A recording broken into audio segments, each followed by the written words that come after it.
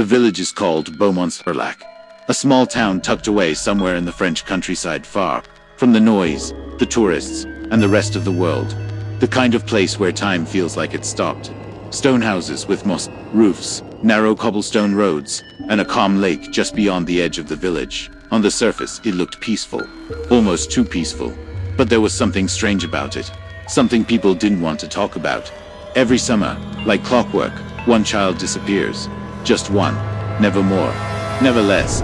When I first heard the rumor, I thought it was nonsense. Some creepy folktale the locals told to scare off outsiders. But when I started asking around, no one laughed. No one denied it either. They just stayed quiet. Even the local police gave vague answers like, probably just ran away from home. But every year, always one child, and always during the summer. That's not just coincidence. That's a pattern. What made it creepier was the way it happened. No sound, no struggle, no signs of forced entry, no footprints, no witnesses. The child would just vanish as if the village swallowed them whole. I first heard about Beaumont-sur-Lac from a man I met in a cafe in Lyon. We were just chatting, when he suddenly said, if you're looking for peace and quiet, try but don't stay too long, especially not in the summer. I laughed, thinking it was a joke, but his face stayed dead serious. When I asked him why, he leaned closer and said, outsiders don't understand our traditions. Then he stared at his coffee for a while and whispered, there's a reason that village isn't on any tourist map. Curiosity got the better of me. I started looking up the village online, but there wasn't much. No travel blogs, no glowing reviews. Just a few blurry pictures, a handful of old forum threads, and one cryptic post that said, the lake takes one every year. That was enough for me. So I packed up and went there during the summer. My wife, my 9-year-old son Hugo, and me. We rented a lovely little house right by the lake. It had a garden in the back, and an old wooden boat tied to a short dock. Honestly, the place looked like something out of a painting. Clean air, birds singing, and the kind of silence you only get in forgotten places. But from the very first day, something felt off. The villagers weren't friendly, not rude, just cold, distant, like they didn't want to get involved. A tight smile if you said hello, then they'd walk off quickly. The bakery lady barely spoke, and I noticed something strange. No kids playing outside, not a single one. No bikes, no games, nothing. The local school looked like it had barely been used. It was as if children were being hidden away. Naturally, I started asking questions. The first person I tried was the owner of a small grocery shop. I casually asked, hey, is it true that kids go missing here every summer? He froze mid-shelf, then looked at me like I wasn't supposed to ask that. His mouth tightened, and after a long pause, he simply said, you're an outsider. Just enjoy your holiday and don't ask about things that aren't your business. Not satisfied, I approached a local police officer who was sitting outside his small station. He was friendly at first, but the moment I mentioned the missing children, his expression changed, like I'd poked at an old wound. He took a deep breath and muttered, there's no evidence of a crime. They might have run away, gotten lost in the woods, who knows. But it's not a police matter anymore. Then he stood up and went back inside, locking the door behind him. That's when I started feeling like we were being watched. Not just me, my wife said she often saw an old man across the lake, just standing and staring at our house. But when she went to check, he'd vanish into the trees. Hugo, too, said he didn't like sleeping in his room. He told me someone kept tapping on the window at night, even though our house was isolated. During the first week, things stayed quiet. But at night, the lake started sounding strange. I could hear splashes, like something big dropped into the water. But when I looked, there was nothing. The usual night sounds, crickets, owls started fading away. Instead, I started hearing whispers. Low, barely their voices. One morning, I found a note slipped under our front door. Old yellowed paper, faded, ink, but the words were still legible. One will be taken. Do not let the water choose your child. That's when I knew this wasn't just a ghost story. This was real, and everyone in that village knew it. I tried looking into the village archives, but the town hall was always conveniently closed. I went to the old church, which had supposedly been standing since the 1600s. The priest, a frail old man with deep eyes, didn't say much. But when I asked about the legend, he said, we can't fight what was agreed long ago. Sometimes peace comes at a price. I asked, what do you mean? He nodded slowly and replied, you'll understand when it's time. From that moment on, the feeling of dread grew. I couldn't sleep. Every night, I stayed up watching Hugo sleep. And every morning, I was thankful he was still there. But deep down, I knew summer had only just begun, and we were running out of time. That year, my wife, my son Hugo, and I decided to take a break from city life. We booked a month-long stay in a small cottage at the edge of Beaumont-sur-Lac, a tiny village in the French countryside. It looked perfect, peaceful, quiet, green, hills, and a lake that shimmered like glass in the morning sun. I thought we had found the perfect spot to relax. But from the very first day, something felt off. The villagers weren't exactly rude, but they weren't friendly either. Whenever we passed by, they'd glance at us quickly and then look away, as if pretending we weren't there. The old man at the bakery barely said a word. Kids didn't wave back at Hugo, and every time we tried to start a conversation, it ended. Awkwardly, it felt like we were intruding on something we weren't supposed to be part of. Then came the old woman next door.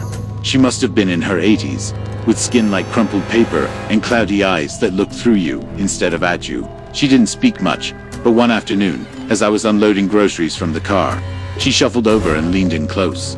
"If your son likes to play by the lake, watch him," she whispered, her voice raspy like dry leaves. "And don't let him be alone after sunset."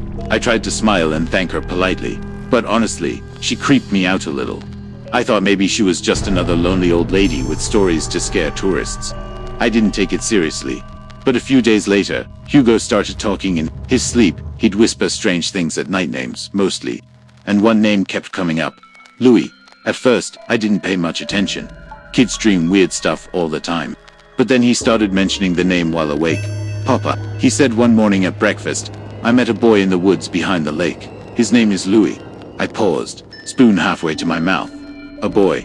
When did you meet him?" "Yesterday," Hugo said. "He asked me if I wanted to play. He said there's a secret path in the woods that only kids can see." My wife and I exchanged a look. "Did he say where he lives?" she asked. "He didn't say, but he looked, ... Funny." I frowned. "Funny how?"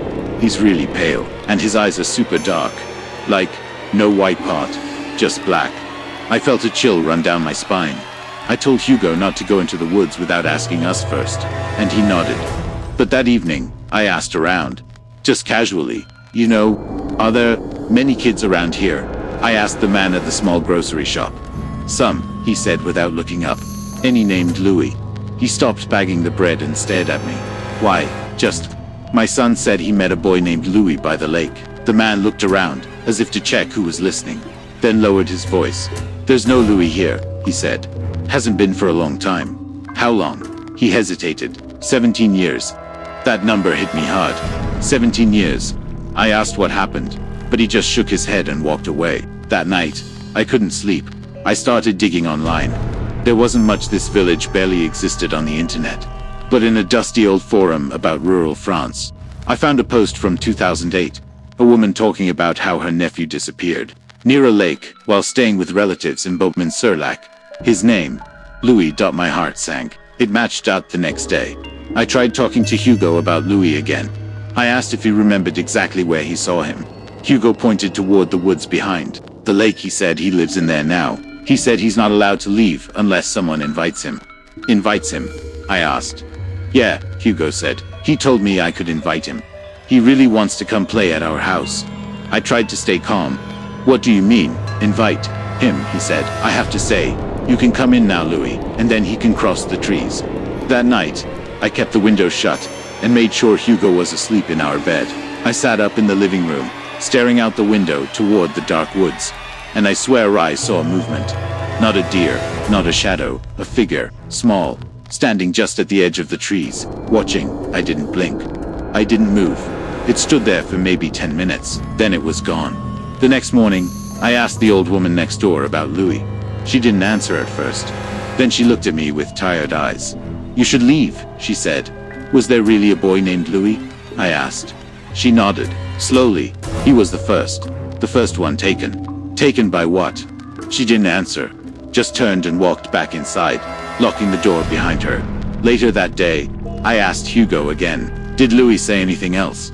"Yeah," Hugo said casually. "He said I should come with him tonight. He said he wants to show me where he lives." My blood ran cold.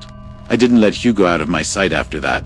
But something was changing. In him, he seemed different, quiet, distracted.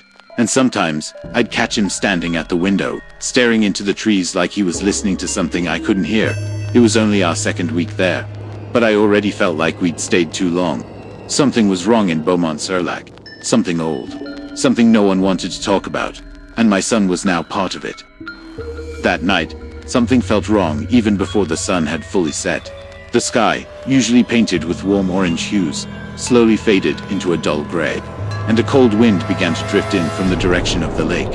I remember clearly I was in the kitchen, slicing bread, calling for Hugo, who had been unusually quiet. My wife tried to calm me down. Maybe he's just in his room, she said. But deep down, I felt it. Something wasn't right. I went upstairs, knocked softly on Hugo's door. No answer. I pushed it open gently. His room was empty. The bed was still neat. The window was cracked open, the thin curtains swaying with the breeze. I bolted outside, shouting his name over and over. Nothing. Just the sound of crickets and wind through the trees. I was already panicking. A parent knows.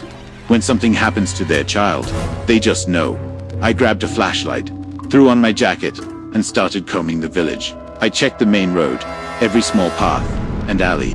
I asked the few villagers I passed, but they only shrugged or avoided eye contact. It was like they already knew. Like they were expecting this to happen again. Like they were just waiting for someone else's turn. Eventually, I ran toward the woods behind the lake, the place Hugo always mentioned when he talked about Louis. The trees were tall, thick, and unnaturally quiet. Even with a flashlight, the darkness felt heavy, like it was pressing down on me. Every rustle, every snap of a twig made my heart skip. Still, I pressed forward, calling his name like a madman. After what felt like an hour of stumbling through underbrush and thorns, I reached the edge of the lake. The air was colder here, more biting. A thin mist was starting to creep across the water. That's when I saw it, an old wooden rowboat. Its paint chipped and faded, half submerged in the water. But what made my blood run cold was the sight of Hugo's favorite stuffed catsuit, lying in the boat. I rushed to it, snatched up the toy, yelling for Hugo into the void. But there was nothing, not a single sound, not even wind. Just silence. And then, the lake whispered. At first it was so faint I thought it was in my head. But the sound grew a distant, eerie melody. Children's voices, singing, one for the summer, one for the waiting, one for the promised. The voices floated out across the lake, soft but clear. The tune was old, strange, unsettling in its rhythm. I knew I'd never heard it before, but somehow, it felt familiar. Like something you forget until it wakes you from a nightmare. Then the mist began to shift, slowly parting like a curtain. And from it, they emerged. Children, pale, translucent figures, standing on the water as if it were solid ground. Their eyes were empty, hollow black voids. Their clothes tattered like they'd been wearing them for years, maybe centuries. They didn't blink, they didn't speak. They just stared. And in the middle of them stood Hugo, my son. He looked right at me. A small, haunting smile curved on his lips. Not the smile I knew. Not his usual warm, mischievous grin. This one was cold, detached, distant. I shouted his name, Hugo. He responded calmly, almost softly. I have to take Louis's place now. I didn't understand. I yelled again, pleaded for him to come back. But he didn't move. The children around him just watched me, silent as ghosts. Like I was the one who didn't belong. Like I was the one too late. Then the fog began to reclaim them. The song faded with it, and just like that, they vanished. I waded into the water, calling out desperately, slipping on the rocks, my hands trembling. But there was nothing. Only the still, glassy surface of the lake, smooth as if no one had ever touched it. I collapsed, at the shore, clutching the soggy stuffed toy, heart thudding against my ribs. My mind was racing. What did he mean, take Louis's place? Who were those children? What was that song? Why my son? That's when it all started to make sense. Old woman's warning, the stares from the villagers, the silence. This village, it wasn't just strange, it was cursed. This lake wasn't just a body of water, it was something else. A gate, a ritual, a pact. I started digging for answers. In the days that followed, I searched every abandoned home, every dusty shelf in the local archive. I found torn journal pages, handwritten letters, whispered tales from villagers too old or too tired to care anymore, and the story unraveled. Back in the 18th century, this place faced years of drought, disease, and starvation. People were dying. The village was dying. Then came a stranger, some say a traveler, others say a witch. This person offered salvation, but the cure came with a price. A soul. Every summer. A child. Since then. Every year like clockwork, one child is chosen. Sometimes it's a villager's child. Sometimes it's someone just passing through. An outsider. Someone no one will question if they vanish. And once the child starts seeing things, starts dreaming of the lake. Of the boy who waits, it's already too late. They walk to the lake, they give themselves willingly, and the village survives. Why Hugo? That question will never leave me. We were just visitors. Tourists. But maybe that's exactly why. No ties, no roots, no resistance. I stayed in that village for another week after Hugo disappeared. Every night, I sat by the lake, holding his toy, hoping I'd see him again, hoping the fog would part, hoping he'd run into my arms. Sometimes I heard the song again. Sometimes I saw something move just beyond the mist. But every time I ran toward it, there was nothing, only silence. Eventually, I had to leave, but I never really left. Part of me is still there by that cursed lake with the fog and the children and my son, Hugo. If you can hear me, I'm still looking for you. I will never stop. I never truly came back from that village. Physically, yes, I left Beaumont-sur-Lac. I left the lake. I left the quiet old stone house. But part of my soul, it stayed there, trapped somewhere between the fog and the voices of children still singing at night. Every summer, I dream of Hugo. In my dreams, he's standing in the middle of the lake, smiling, as if trying to tell me he's okay. But his eyes are still empty, hollow. And that song keeps whispering in my ears, even when I wake up.